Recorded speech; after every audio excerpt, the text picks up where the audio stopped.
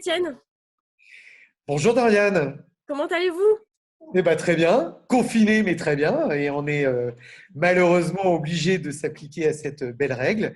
Alors je suis un peu confiné mais pas tout à fait quand même parce que je peux. J'ai préparé un petit objet là. C'est un casque, voilà. Ah, Et c'est mon casque. Alors je le mets à peu près une fois par jour pour me dire que pour me rappeler au bon souvenir du tour auto et de mon métier qui est d'essayer évidemment les plus belles voitures. Et donc, ça me permet de démarrer un petit peu mon cerveau, lui aussi un peu confiné. Donc, du coup, voilà, c'est c'est un super. moyen démotechnique pour se dire, mais dis donc, tu travailles pas dans l'automobile, toi? Voilà, c'est ça l'idée. Et justement, Étienne, parle-nous un peu de toi. Tu travailles dans l'automobile et tu travailles notamment pour une émission automobile qui passionne les Français depuis de nombreuses années, l'émission Turbo. Alors oui, depuis 23 ans maintenant, je ne compte pas les années, c'est ça qui m'inquiète un peu, mais en même temps, c'est une réalité, 23 ans d'émission. Alors, on est passé par tous les stades, mais on est toujours autant passionné. En tout cas, moi, je le suis à fond parce que j'aime mon métier plus que tout. C'est une de mes raisons de vivre. J'entretiens évidemment plein de choses. Je mélange des métiers, je rencontre des gens fabuleux. Quand je dis je mélange des métiers, c'est parce que je conduis, j'analyse, j'écris, je tourne, je réalise, voilà. Et puis je communique surtout pour nos téléspectateurs qui sont fidèles depuis autant d'années, hein, 33 ans d'émission, c'est quand même extraordinaire. Comment dirais-je, dirigé de main de maître par Dominique Chapat, voilà, qui n'a jamais rien lâché, qui est toujours là et qui eh bien, est notre locomotive. Et voilà comment aujourd'hui on continue tant bien que mal, malgré les difficultés de notre société, eh bien, à tenter de réaliser et d'être présent tous les dimanches euh, pour l'émission. Ouais, c'est Voilà, tout à simplement. 11h20, si je ne me trompe pas. 11h20, oui, alors avec une rediffusion qui est plus ou moins longue un tout petit peu plus tôt, parce qu'il faut la compter aussi, qui est celle de la semaine d'avant, qui est là. Et puis, on a notre émission présente à 11h20 tous les dimanches pour 1 heure. Et c'est un sacré travail, un sacré challenge. 42 formats, hein, c'est pas donné. Il faut les faire, il faut les fabriquer. Et donc, toutes les semaines, il y a une émission et c'est ça qui compte. Voilà, vraiment. Et on n'oublie pas aussi le site turbo.fr qui Alors, est oui, tout à alimenté fait. quotidiennement. Oui, tout à fait, parce que le site a une importance capitale, surtout en ce moment. D'abord parce que lui, il ne s'arrête pas. Il fonctionne, je dirais, 24 heures sur 24. Il est tenu à la fois par une équipe formidable de journalistes eh bien, qui tournent en ce moment parce que les conditions de travail sont quand même particulièrement difficiles. Et puis, il y a deux petits jeunes vraiment sympas. Je les cite parce que je les adore et ils n'arrêtent pas de bosser. Il y a Hugo Quintal et Jean-Étienne Selle qui, sans relâche, eh bien, travaillent à ce que les gens puissent aujourd'hui tout simplement être informés sur notre site. Alors, un site qui explose parce qu'il ne faut pas l'oublier, hein, il est en train on l'a remanié cette année pour lui redonner une nouvelle couleur. Alors, on a fait en 2019, je crois, 78 millions de pages vues et qu'on est à 3 mois, 4 mois aujourd'hui, à 41 millions, ce qui veut dire que sur l'année 2020, puisque le site ne s'arrête jamais, on fera un super score. Une Voilà, super donc performance le pour site l'équipe il marche Turbo. très très bien. Ouais, tout à fait. Eh bien, on est ravis de le savoir et on est ravis de vous compter à chaque fois sur nos événements, notamment sur le Tour Auto. Étienne, vous participez, vous avez fait le Tour Auto depuis 2016 dans son intégralité avec Peugeot. Tout à Une fait. super aventure à chaque fois, j'imagine. Oui, d'abord parce que, alors pourquoi Peugeot? Parce que d'abord en 2016, lorsque j'ai imaginé un projet dans sa globalité, j'avais envie de le faire d'abord avec un constructeur français, ça avait vraiment du sens pour moi, parce que tout au long de l'année, on essaie des bolides exceptionnels, souvent des bolides étrangers, de constructeurs et de marques européennes, américaines, etc., allemandes aussi la plupart du temps, et que pour des événements aussi forts que le Tour Auto, j'avais envie de le faire avec une marque française. Et c'est vrai qu'à l'époque, Peugeot m'a soutenu dans ma démarche parce que j'avais envie de le faire de manière intégrale, parce que je n'avais jamais, d'ailleurs mes petits collègues, mes petits camarades n'avaient jamais fait jusqu'à présent. Donc il était pour nous question de se lancer réellement dans l'aventure du Tour Auto. Donc j'ai débuté avec la 403, voilà, avec Peugeot et qui m'a soutenu jusqu'à aujourd'hui, puisqu'on va le refaire et on y tient vraiment eh bien, en août, puisqu'il a été décalé au mois d'août. On devrait déjà être en spécial aujourd'hui. C'est ça qui était absolument incroyable. On est à la maison en train de compter un peu nos heures, nos minutes. Eh bien, on devrait être en liaison en spécial, notamment avec Maïva. Et voilà. Donc, Peugeot, c'est hyper important parce que c'est une marque vraiment géniale qui a soutenu ma démarche, qui nous a soutenu à Turbo, qui nous a mis des moyens à chaque fois. À chaque fois, c'était un projet différent chaque année. Et là, on a fait quelque chose de formidable parce que eux aussi se sont pris au jeu. Je dirais soutenus à la fois par la communication, mais pas uniquement. Je crois que Gilles Vidal, le patron du style, a été piqué, je dirais, lui aussi, à cette fabuleuse aventure. Donc, eh bien, ça a été aussi une locomotive, un moyen de dire on crée une vraie armada Peugeot, on élargit au groupe, puisqu'il y a Opel aussi qui entre aujourd'hui dans la balance avec une Opel GT. On a une 504 coupé que je partage toujours avec Maïva. Donc, je suis très, très fier de recommencer cette belle aventure avec elle, d'autant qu'elle a été vraiment génialissime l'année dernière. Elle a joué plus que ça même. Elle a été hyper sérieuse, hyper forte, hyper performante. Oui, Et donc, parce qu'on le rappelle que le rôle de copilote n'est pas toujours évident. Il y a beaucoup de techniques. Il faut savoir lire les tables, bien savoir lire son chronomètre. Donc, ce n'est pas forcément quelque chose qu'on apprend à faire du jour au lendemain. Et c'est vrai que Maïva s'est très bien débrouillée dans cet exercice. Ouais, tout à fait, parce que ça a été un peu à la volée. Hein. C'est pas très simple. Comme vous le disiez, c'est un exercice difficile. Il faut être solide déjà physiquement, parce que dans une voiture, il faut lire des notes, il faut toujours être eh bien, à l'affût, à la merci, concentré et autres. Et puis la régularité, qui est un exercice extrêmement compliqué. Moi, j'ai pu le constater sur les 4 dernières années. On croit que voilà, allez, un petit peu de régule, une petite moyenne sympa, allez, on s'amuse bien. Non, c'est un vrai, vrai travail. On doit vraiment travailler, être extrêmement concentré, l'un sans l'autre. C'est-à-dire que le pilote et le copilote ont un rôle majeur. Et donc, il y en a un, c'est les yeux, l'autre, c'est un peu les mains, les pieds. Il faut, voilà, et le fait de coordonner tout ça fait qu'on réussit ou pas. Et c'est vrai que l'année dernière, on a fini 4e de notre catégorie, très très fier avec Maïva. Et là, cette année, on va essayer d'être encore meilleur. Donc, l'objectif est quand même très très élevé. Voilà. Ouais, c'était un très très beau palmarès. Donc, du coup, on rappelle que Étienne Bruet sera au départ du Tour Auto du 31 août au 5 septembre avec comme copilote Maëva Cook. Et on aura également une seconde Peugeot engagée. Et on retrouvera également Dominique Chapat et Patrick Lucas au volant d'une BMW, Oui, également au départ parce que du là, on fait les Tour choses en Auto. grand. Exactement. On a décidé d'être avec Dominique sur le pied de guerre. J'ai envie vraiment de le dire parce que le Tour Auto nous tient tous les deux à cœur. Et c'est vrai que toute comment dirais-je, l'émission est mobilisée vraiment pour réussir quelque chose de formidable. On a envie d'aller encore un petit peu plus loin que les autres années en consacrant davantage de temps au Tour Auto. D'abord parce que c'est une réunion exceptionnelle. C'est un Tour de France avec les plus belles voitures je dirais, classiques que l'on peut trouver aujourd'hui en France et au-delà même. Hein, il faut penser qu'il y a toutes les nationalités. Donc, c'est une réunion exceptionnelle. On croise des gens en plus fabuleux, passionnés et qu'on avait envie, Dominique et moi aussi, d'une certaine façon, d'y consacrer du temps. Donc, ce bel événement, alors on devait le faire la semaine prochaine puisqu'on devait commencer déjà à préparer un petit peu je dirais, l'émission, eh bien, on le fera un peu plus tard. C'est pas grave, du moment que l'événement a lieu, c'est le principal.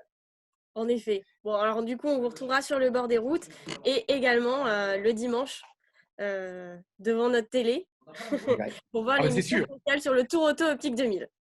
Exactement. Exactement. Bon, dites-nous tout, Étienne. On vous a vu avec votre casque, mais vous êtes confiné où Et avec qui? Qu'est-ce que vous faites avec ce Bah, casque?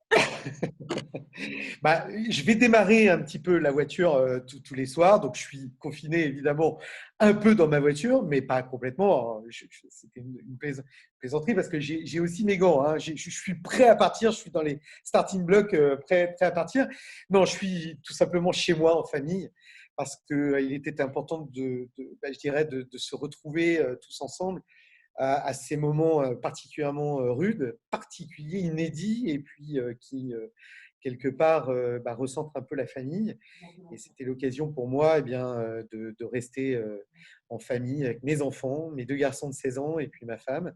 Voilà, alors la maison est un peu grande, donc ce qui fait qu'on n'est pas les uns sur les autres, on ne se marche pas trop dessus, mais ça permet quand même de se recentrer sur les choses essentielles et dans ces moments un peu compliqués, ça a beaucoup de sens. Voilà. Donc, je trouve ça plutôt pas mal. Maintenant, c'est vrai qu'on est très impatient de remettre un peu l'accélérateur, d'utiliser la main droite pour réaccélérer, enfin redémarrer le contact et puis mettre un masque pour pouvoir parler, conduire en même temps, ce qui n'est pas forcément très facile. Mais il faudra bien s'adapter aux nouvelles circonstances et puis surtout faire très attention parce que c'est quand même une belle, et j'ose le dire, une belle saloperie. Voilà, ce C'est corona. vrai, c'est vrai. Donc on se recentre sur l'essentiel et ça, c'est très important. Vous avez raison, Étienne. Voilà. Et du coup, Voilà. que faites-vous de vos journées? J'imagine que vous êtes avec Alors, votre qu'est-ce que famille, je vous fais de mes profitez, journées? mais... Ah! Du bricolage!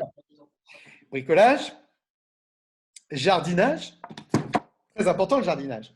Et alors, pour ceux qui ne s'en souviennent pas, parce que j'ai deux enfants qui vont passer le bac français, ça, c'est La Gare des Michards. C'est un bouquin, c'est une Bible classique, un incontournable de l'analyse de la littérature française. Donc, je suis obligé de me remettre un peu à lire Baudelaire, Flaubert, voilà, La Fontaine, tous ces illustres ancêtres de la littérature, un peu pour aider mes enfants, parce que ils ont un bac français à passer quand même fin juin, début juillet. Donc j'ai décidé un petit peu de les aider et en les aidant, je me remets aussi à faire du français. Alors ça a été un peu dur hein, au départ. Je ne cache pas, j'avais perdu un peu quelques automatismes, mais finalement c'est pas si mal que ça. Alors, heureusement, je fais pas de maths, hein, parce que ça ce serait vraiment terrible. Mais au C'est moins je pas fais du mal, ça permet français. de faire une piqûre de rappel, du coup. Exactement, exactement. Je relis des textes, je me fais plaisir. Et puis, comme on a un petit peu de temps, du coup, c'est quand même assez sympa. On se replonge dans de vieilles histoires, de beaux textes, de belles poésies. Et donc, ça, c'est assez sympa. Bon, j'ai un peu de mal à motiver les garçons parce que eux, alors, c'est vrai qu'ils ont un bac, mais dans 2, 3 mois. Quand ils ne sont pas à l'école, vraiment, c'est un peu difficile. Donc, voilà, mais je suis un moteur, alors voilà, je les aide aussi un peu. Donc le matin, on bosse. Voilà, c'est surtout ça. Après, jardinage, bricolage, un peu de cuisine aussi. J'aime bien faire quelques tartes aux pommes. J'ai quelques pommes, donc j'en profite. Tu Voilà, vas on nous donner s'occupe. la recette, Étienne. Maintenant que vous avez parlé Mais de votre tarte aux pommes. exactement. Ouais, j'essaierai d'en faire une pour le départ du tour. On essaiera, mais c'est vrai que c'est quelque chose que j'aime bien faire. Quand on a le temps, c'est quand même sympa. On peut, en fait, on fait dans ces moments un peu particuliers, toutes les choses qu'on n'a pas le temps de faire dans l'année, parce que l'année est tellement rythmée par, je dirais, le cycle des tournages, des montages, voilà, du travail. Je dirais au quotidien qu'on n'a absolument pas le temps de faire tout ça. Et là, je le prends et c'est un vrai bonheur. C'est sûr. Bah, profitez-en alors. Au Oui, moins oui, que ça serve à quelque chose. exactement, exactement. Et dites-nous tout, Étienne, est-ce que vous êtes confiné avec une voiture? On a vu votre casque, on a vu vos gants. Il y a forcément une voiture dans les Non, parages. non, malheureusement, j'aurais bien voulu récupérer la nouvelle 504 coupée, donc V6, qui sera au départ du Tour et qui est quand même resté chez le préparateur Aurès en région parisienne, qui nous fait une petite voiture aux petits oignons, commandée spécialement par Peugeot Légende. Donc, je n'ai pas cette voiture, mais j'aurais bien voulu l'avoir parce que ça m'aurait bien fait plaisir d'entendre le moteur, là, de me remettre un petit peu dans l'ambiance, etc. Non, je n'ai que des modernes et je n'ai pas vraiment aujourd'hui énormément de conseils à donner. Alors, comme je ne peux pas trifouiller le moteur, parce que généralement, les modernes, pas très sympa, notamment les réglages des carbu Weber, tout ça, on oublie. Là, j'ai complètement oublié, j'ai même pas de manuel. Là, j'encourage presque les gens à surtout pas toucher à leur voiture moderne. On ne coupe pas les batteries, on n'en retire rien parce que les voitures modernes, il faut pas oublier, ce sont des autos bien connecté, voilà, qui fonctionne. Donc, si on enlève les causes des batteries, c'est généralement pas très, très, très bon. Alors, le meilleur moyen, c'est de ne pas y toucher. C'est de temps en temps aller même faire un petit tour si bien, on peut aller faire des courses, voilà, et puis vérifier la pression des pneus.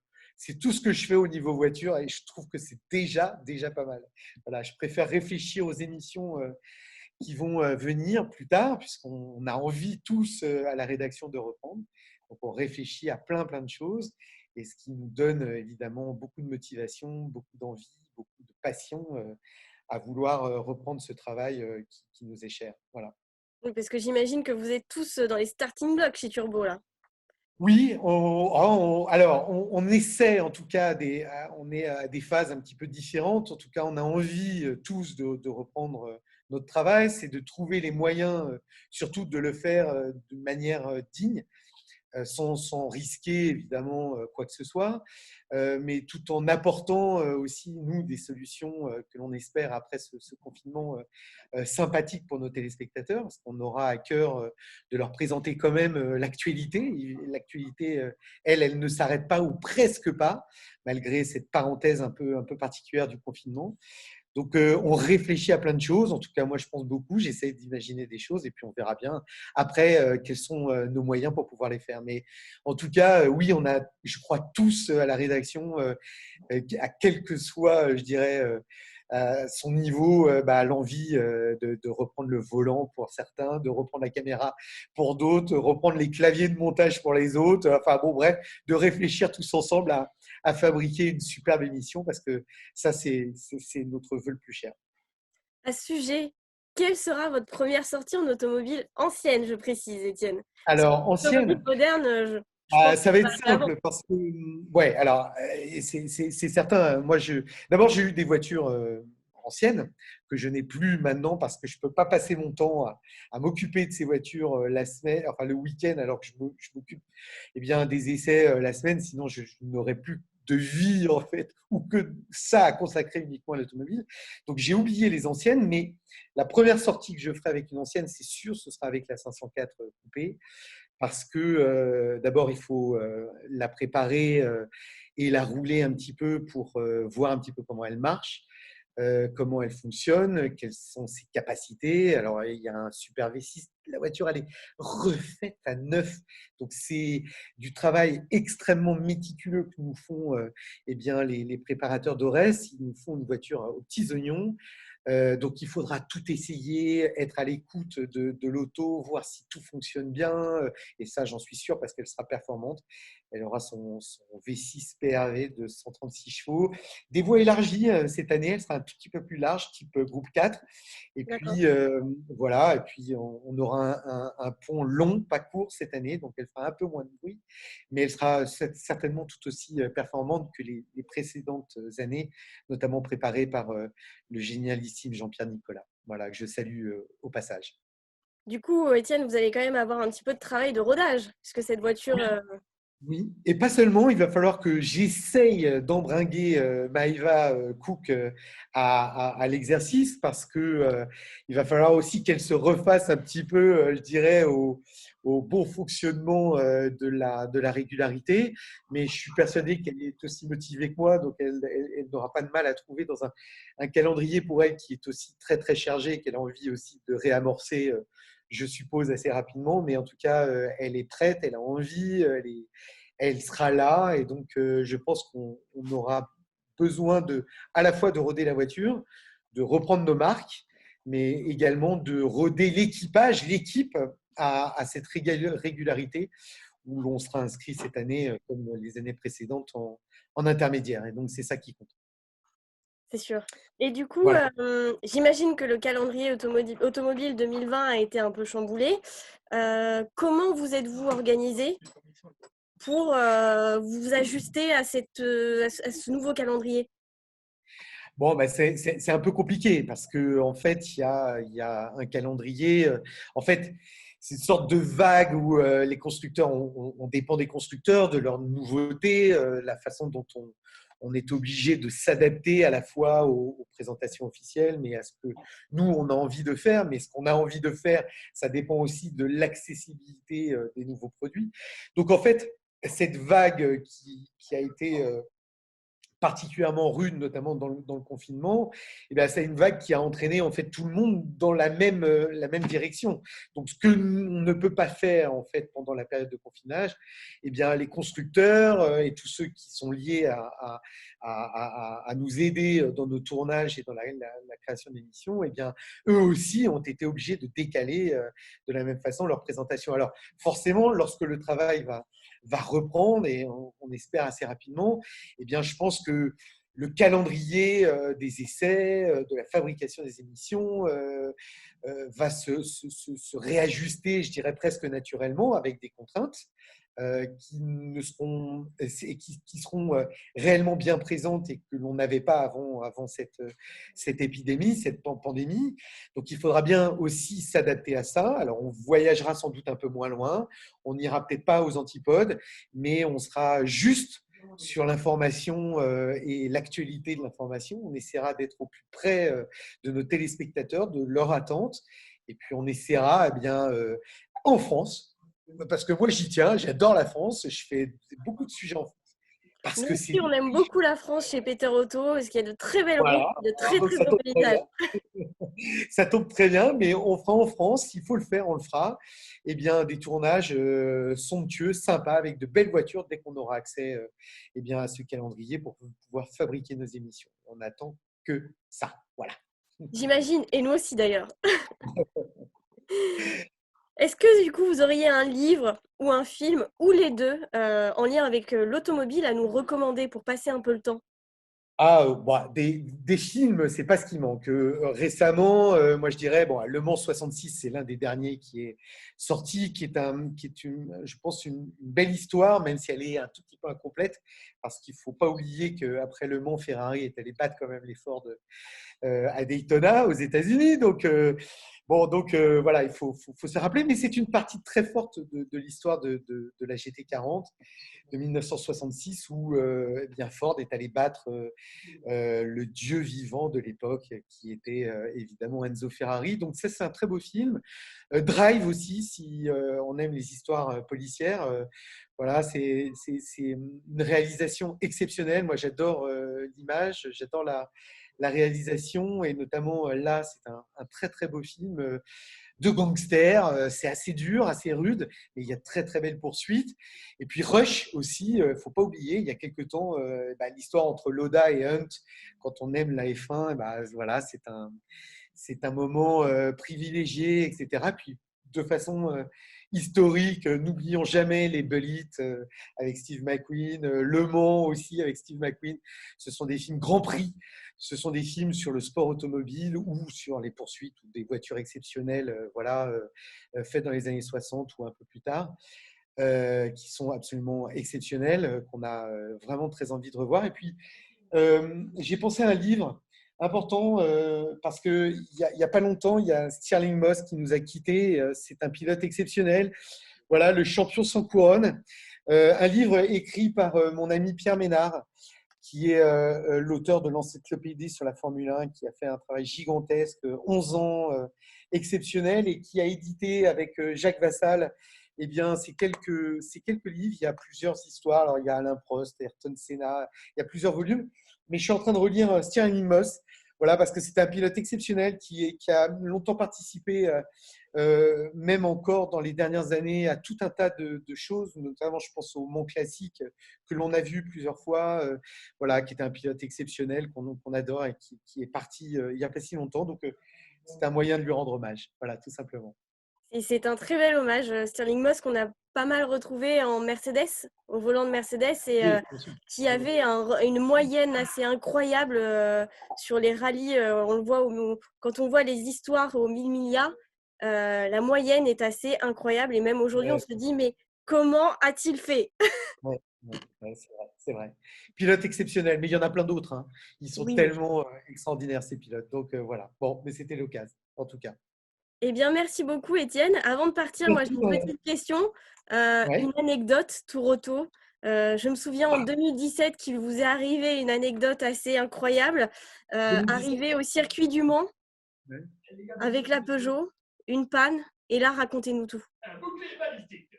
Alors, qu'est-ce qui s'est passé en 2017? Alors, oui, je me souviens. Bon, c'est avec la 504. Alors, mais il y en a eu beaucoup des anecdotes un peu compliquées. On a passé 3 années très difficiles, mais en même temps, à chaque fois, on est allé au bout. C'est ça qui compte. Parce que l'aventure du Tour Auto, c'est comme n'importe quelle aventure, on a des galères. Je ne crois pas qu'il y ait une aventure Tour Auto sans pépins, sans galères, sans joie, sans moments extraordinairement forts et passionnels. Mais effectivement, Le Mans, j'y suis pas allé, je crois, cette année-là, parce que la 504 est tombée en panne de carburateur à quelques kilomètres du circuit, après avoir remporté la première spéciale en faisant le scratch à la toute première spéciale du jour. Donc, on était excessivement euphorique. On sort de la spéciale, tout allait bien et la voiture tombe en panne.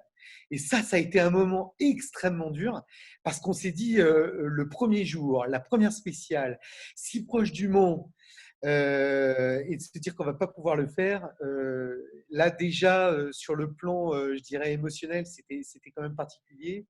Et puis, on est resté aux portes du circuit. On a réparé toute la nuit. On a trouvé les solutions des 4 coins de la France parce qu'il y a des gens qui sont venus nous aider. Voilà, au tout dernier moment, on a eu affaire à des gens extraordinaires.